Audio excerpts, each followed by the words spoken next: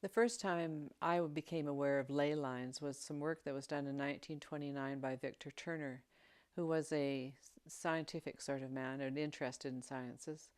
And he began to talk about the ley lines. And the ley lines are long lines across the entire Earth where the crust of the Earth is much finer, and therefore the energy levels are different. Now, it sounds a little bit like pseudoscience when you talk about it, but I became aware of the ley lines long before I knew what they were called, because there are pulsations of energy in different places walking around in the country.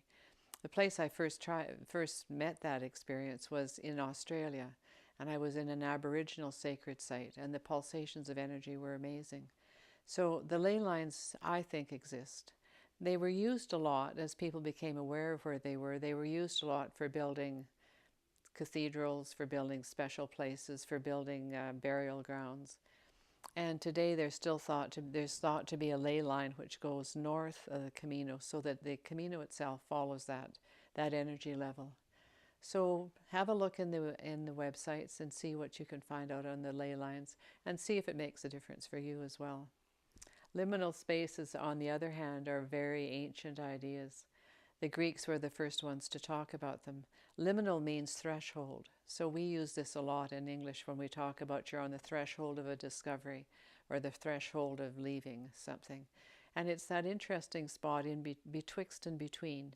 For example, when you walk into one of the old houses on the prairies, you walk into a veranda, and the veranda brings you in from the outside, so you're in the sheltered space of part of the house, but you're not in the house yet.